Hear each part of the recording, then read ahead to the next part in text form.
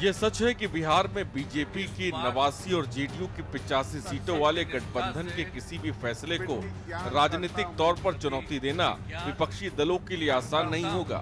हालांकि 243 सदस्यों वाली बिहार विधानसभा में प्रचंड बहुमत के बावजूद नीतीश कुमार के लिए कई मुश्किलें भी छिपी हैं।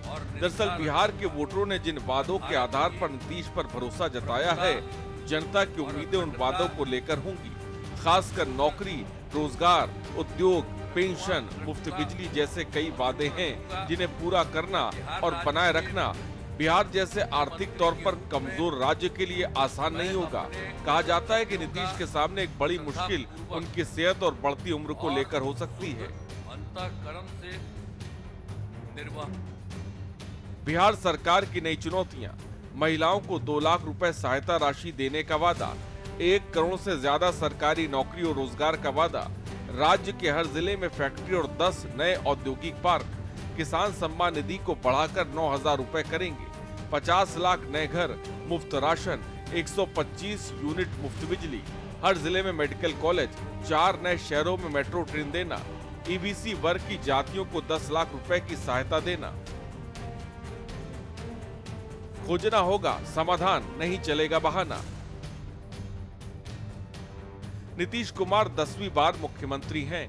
ये उनकी राजनीतिक योग्यता और क्षमता का सबसे बड़ा प्रमाण है कि एनडीए की प्रचंड जीत एक बहुत बड़ी उपलब्धि है। लेकिन नीतीश कुमार के लिए यह एक कठिन पारी मानी जा रही है। अब युवा वर्ग की सरकार से अपेक्षाएं बढ़ गई हैं। इस बड़े जनादेश का एक संदेश ये भी है कि सरकार अब बिहार को पिछड़े राज्यों की सूची से बाहर निकाले। नए कार्यकाल में नीतीश कुमार के सामने कई चुनौतियां होंगी जिनका उन्हें समाधान खोजना होगा। बहरहाल अब कोई बहाना नहीं चलेगा क्योंकि जनता ने उनके वादों पर भरोसा करके ही ये चमत्कारिक परिणाम दिया है। कानून व्यवस्था पर ज्यादा फोकस।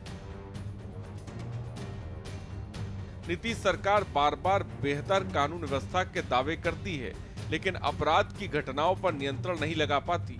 हालांकि असामाजिक तत्वों में कानून का खौफ कम हुआ है। आए दिन बालू माफिया, शराब माफिया पुलिस वालों पर हमला करने की जुर्रत करते हैं। सरकार अगर सख्त फैसला नहीं लेगी तो एक दिन पुलिस का भी मनोबल गिर जाएगा। मुख्यमंत्री नीतीश की यह साबित करना होगा कि गठबंधन की राजनीति सुरक्षा चिंताओं को कम नहीं करेगी। अपराध पर सख्ती और पुलिस की जवाबदेही बढ़ाना नीतीश सरकार की बड़ी परीक्षा होगी। नीतीश कुमार को ध्यान रखना होगा कि ये प्रचंड जनादेश उन्हें जंगलराज से बचाने के नाम पर मिला है। आपको बता दें कि मुख्यमंत्री नीतीश कुमार को बिहार में जंगल राज खत्म करने का श्रेय दिया जाता है, लेकिन चुनाव में कानून व्यवस्था भी मुद्दा रहा। नेशनल क्राइम रिकॉर्ड ब्यूरो के मुताबिक वर्ष 2015 से 24 के बीच बिहार में अपराध दर में भारी बढ़ोतरी हुई है। 2015 से 2024 के बीच बिहार में अपराध दर, राष्ट्रीय स्तर पर अपराध बढ़ने की दर 24% रही।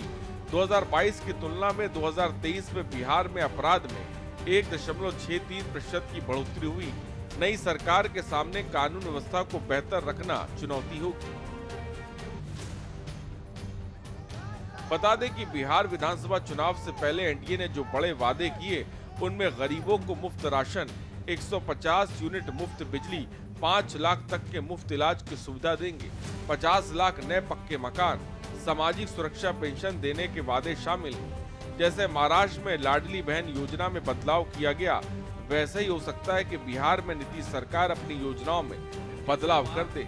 125 यूनिट मुफ्त बिजली जैसी योजना चला पाना आसान नहीं होगा।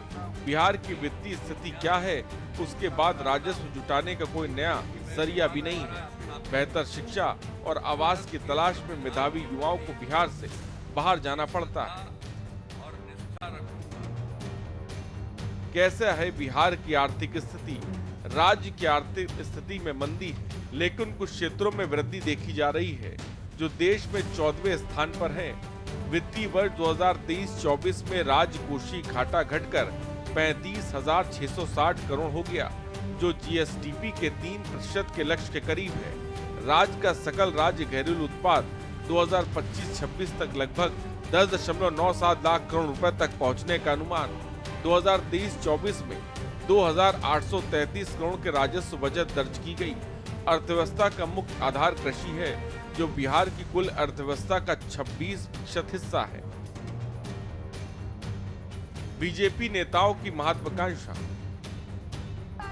नीतीश कुमार ने जब पहली बार अपने पूरे कार्यकाल के लिए बिहार की सत्ता संभाली थी, उस वक्त केंद्र में मनमोहन सिंह के नेतृत्व में यूपीए की सरकार चल रही थी।